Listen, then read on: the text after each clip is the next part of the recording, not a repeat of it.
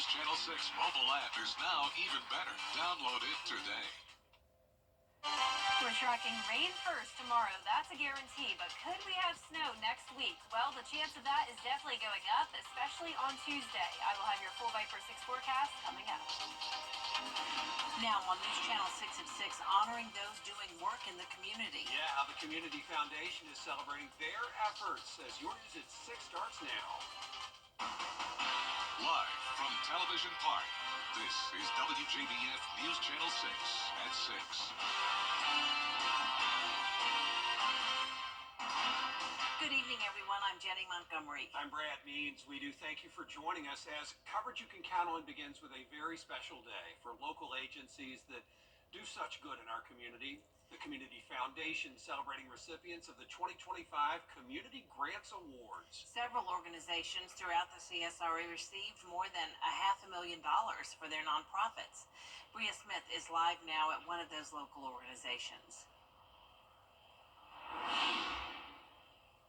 That's right. Well, Augusta Rescue Mission is one of those nonprofits that did receive a grant from the Community Foundation Friday morning. So let me start there. We are so grateful for you, all of you who are gathered in this room together, and encourage you to connect with each other during this time, to take a deep breath, appreciate all that you and your teams have accomplished, and fill your cup just a bit. 48 nonprofit organizations serving our two states received a total of $660,000. We're in a much better position now with getting the grant from the Community Foundation because we were working purely off, donations. So getting this grant is a big help for us. Those grant awards support the arts, cultural, and historical educational opportunities for children who may not have easy access to different programs. So our organization is a musical theater studio, and we work with children, children ages 5 all the way to 18. We develop their character and their confidence using musical theater as a resource. Some of the nonprofits highlighted are Inspire Studios, MACH Academy, Mental Health America in Aiken, the Missing Link Foundation, and the Augusta Rescue Mission. So with this grant money, we are adding a gym or a fitness area to our warehouse, and we're also emphasizing nutrition and wellness in their curriculum, their coursework, and online courses. Award recipients say they'll be able to expand their resources thanks to grants like this. And this year we've caught 3 moms that were in trouble and have kind of awarded that trouble off so that family can stay together and be happy and be safe. And to learn how you can become a grant recipient, visit WJBF.com. For now, reporting live in Augusta, Bria Smith, WJBF, News Channel 6. Brace yourselves for some cold temperatures. Yeah, Chief Meteorologist Jenna Petracci joining us now with a first look at our weather. I mean, today, tomorrow, Sunday, not horrible, but then... Yeah, 60 degrees and even the mid-50s, that's about our new warm temperatures. That's as warm as it's going to get this time of the year. And that's what we've been seeing over the past couple of days. But we are going to drop by around 20, even 25 degrees starting on Monday. But in the meantime, a nice sunset happening, but it is cloudy now, especially down in Emmanuel County. You're taking a look at our Terry Lambert Hyundai Skyview cam. Today, we actually made it to 61 at Augusta Busch Field, but notice that the low temperatures really haven't warmed up too much. Still in those mid-20s. We had a low of 25 today, putting us 10 degrees below average. We're currently sitting in the 40s and 50s, 49 in Augusta, 50 in Barnwell. Louisville, you're still at 56, warmer in Swainsboro at 57. Gibson, you're at 55 degrees and 53 in Edgefield. Dew points remain low, still in the 20s, so we're not going to see any rain tonight, but we'll continue to see those clouds moving in from the west. Winds are coming in from the south. That's what's bringing us the warmer air today. Pretty light winds, definitely lighter than they were yesterday, only up to around 6 miles per hour sustained.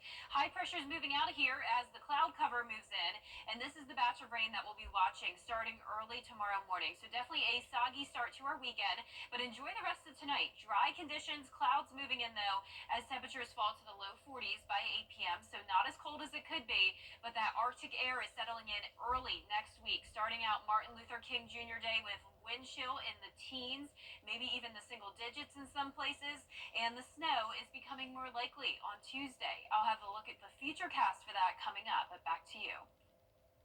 Jenna, thanks. 3 local colleges are honoring the legacy of Dr. Martin Luther King Jr. Graham Lee joining us now to tell us about the Tri-College MLK celebration.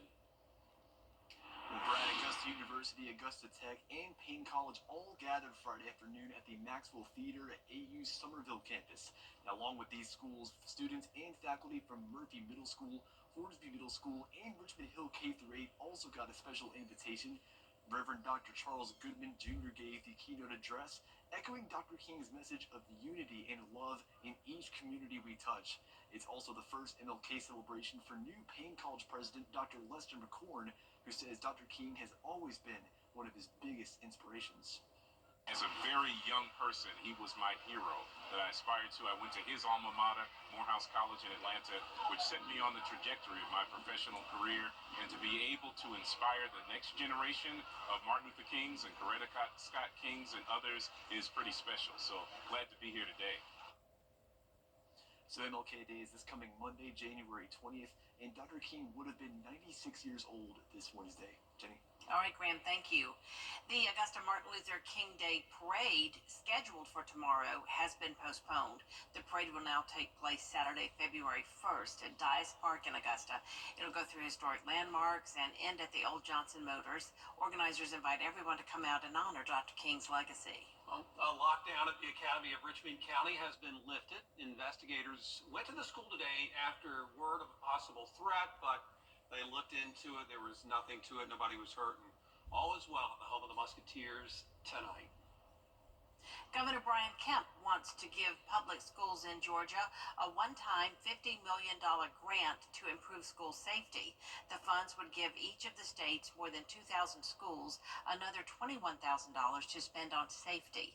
Another priority is to add 16 more school psychologists statewide and to fund crisis counseling.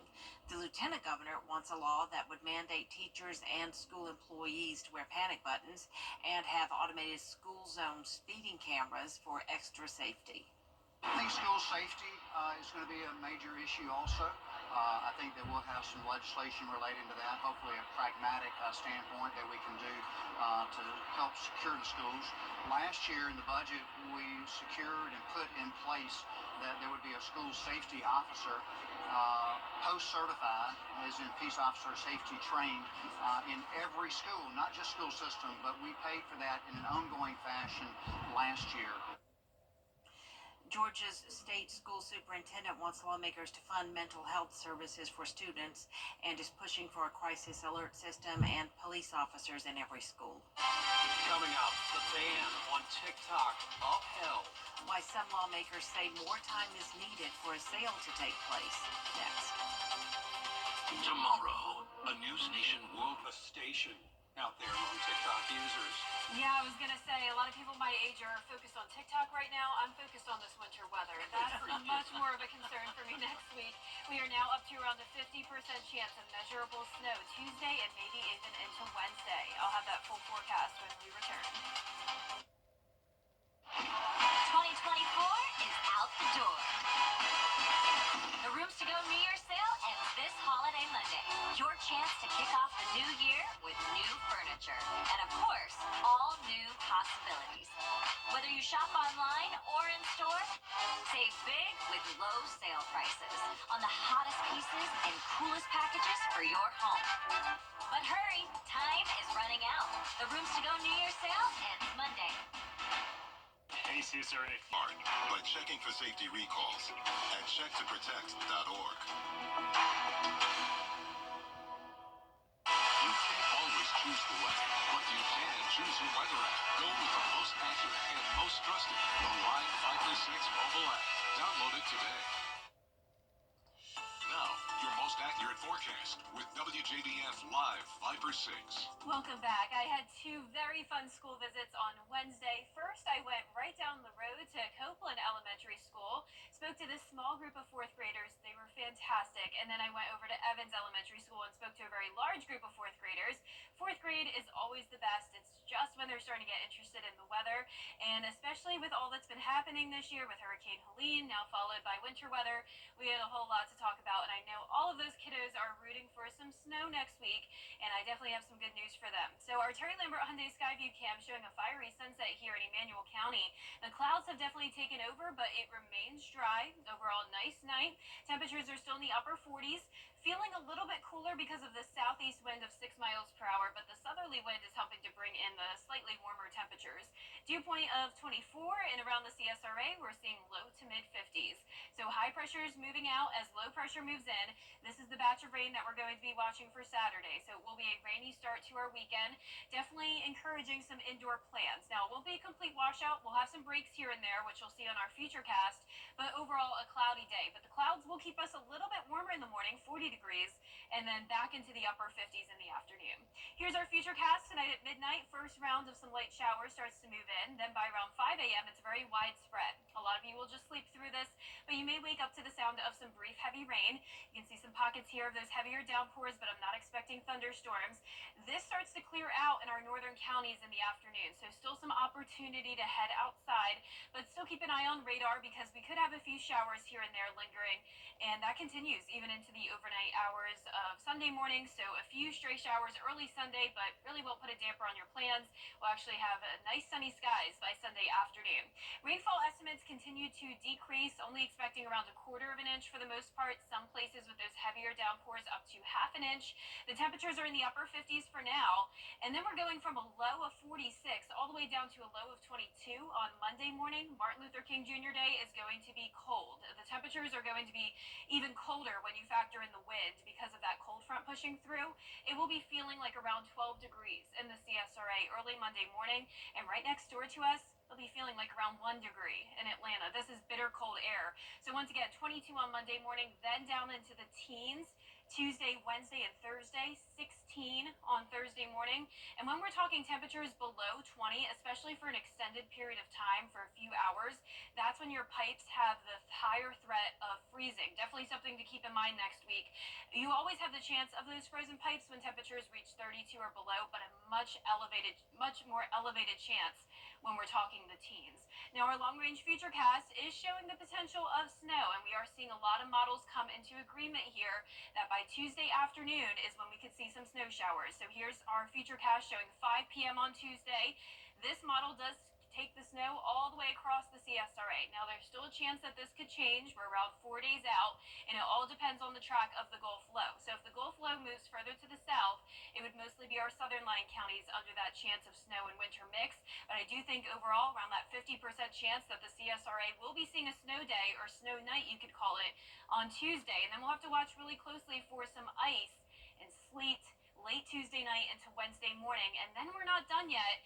Wednesday afternoon looks dry, but then as we go into Thursday night through Friday morning, we could have another round of some winter mix. Still a little early out on that one to show a future cast, but we will keep you updated on that. Overall, this event is from next Monday through Thursday. Dangerous cold with the harsh wind chill. Snow is becoming more likely on Tuesday, and that ice possible Wednesday and again on Thursday night. We will keep you updated as we continue to fine-tune the forecast. Lows tonight in the upper 30s to around 40 degrees, much warmer than it has been. Highs tomorrow are in the upper 50s to low 60s. And that 10-day forecast showing sunshine on Sunday afternoon and Martin Luther King Jr. Day, but it will be feeling super cold, so bundle up next week. And our temperatures will be staying only in the 30s for highs. Lows once again in the teens, and then by next weekend, we'll finally warm up just a tad. Now, congratulations to our Viper 6 umbrella winner. That is Sue Ellen from Augusta, Georgia. Sue Ellen. Sue, you can come pick up your umbrella here at the station and sign up to win yours on WJBF.com. Yeah, loved her on Dallas. Thanks, we appreciate it. It's still ahead. Lakeside High School surprising its head coach with a very nice award. Hear more from Coach Hibbets on what the honor means to him in sports. It's the Lazy Boy clearance event. We're clearing everything out store-wide. Save up to 50% on closeouts, overstocks, and floor samples. Get our best offers on your favorite Lazy Boy furniture. Lazy Boy. Long live the lazy. Lazy Boy furniture. Lazy Boy. Long live the lazy. The Coffee Club on News Channel 6, sponsored by Honda Cars of Aiken. The News Channel 6 mobile app is now even better. Download it today. Now, WJBF sports coverage you can count on. A regular Friday turned into an unexpected surprise for Lakeside football head coach Steve Hibbets. On his way to lunch, he was honored with the GHSA Coach of the Year plaque. Coach Hibbets was met with hugs from his family. Then Lakeside administration presented him with the 5A Coach of the Year plaque. He even had a surprise cake that read, "Congrats, 5A Coach of the Year." The Panthers had a historic season, finishing out 10-2 overall and 7-1 in region play. Now, aside from his coaching, you may have also seen him on the sidelines at Border Bowl 12 with us. He was a field analyst and even interviewing his own player, Ty Jones. Although it is his honor, he reiterated that he truly feels it's a team award. It's just a special group, and literally every group that comes through is a special group. I really don't think that God cares about wins and losses. He just wants to see growth. And I've surrounded myself, been able to, thank God, surround myself with people and players who all buy in. And staying in football, Midland Valley's interim coach Brent Dorn has now been named the new head coach of the program moving forward. Under Dorn's 2024 interim season, the Mustangs finished out the season 5-6 overall and 5-2 in region play. And shifting to women's hoops, South Carolina head coach Dawn Staley signed a new contract extension, making her the highest paid women's basketball coach in the history of the sport. With an annual salary of $4 million, it'll keep her in Columbia through the 2029-2030 season. And since her arrival in 2008, Staley has turned South Carolina into a national powerhouse. The Gamecocks are one of just 5 programs to win at least 3 national championships. The Gamecocks have been ranked in the AP Top 10 pool for 107 consecutive weeks. That is the longest active streak in the nation.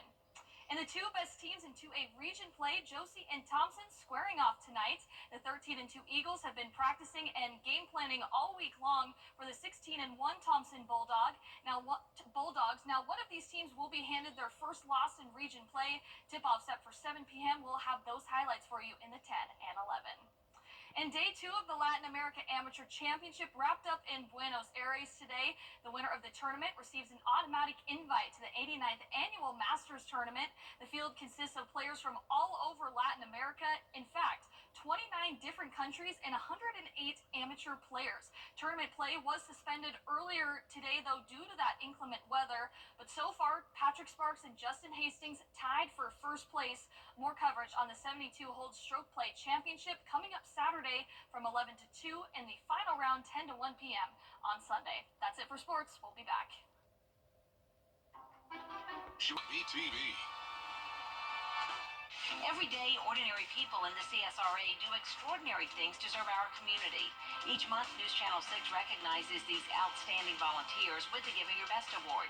Do you know an everyday hero who goes the extra mile to help others? Nominate them for the Giving Your Best Award by visiting WJBF.com and filling out the entry form. Sponsored by Science Co., Piedmont Augusta, Security Federal Bank, and News Channel 6.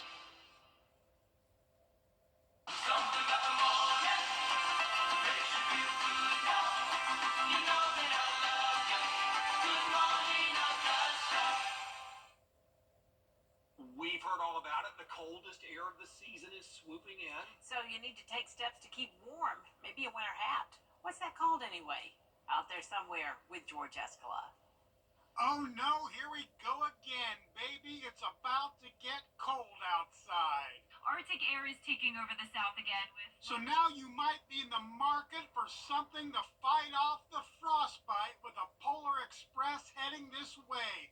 A winter hat will do the trick to cover your head and ears. We're getting quite a few people. We've had some people today. They're coming in to buy a good assortment of what we've got here. But what do we got here? Yes, they're winter hats, but what do you call them? Now, I call it a beanie, and that's typically what I hear. According to the interweb, a brimless winter hat can be called a number of things. A beanie, skull cap, toque, toboggan, dick cap, woolly hat. So what do you call it? Well, I call them a skull cap, toboggan. What would you call this hat? A beanie. A beanie? Stocking cap? I think that's a beanie. A knit beanie. Can you decipher when somebody says, I want a toque? You know what they're talking Oh, about? yes, sir. Sure can. Toboggan, That works. stocking cap, Yeah, all the above. toboggan, Never. toque. No. Oh my gosh. No, never. No. With low temperatures easily into the 20s. Well, if it gets as cold as the weather folks say, your ears won't care what you call it. Out there somewhere in Augusta, George Escala, WJBF, News Channel 6.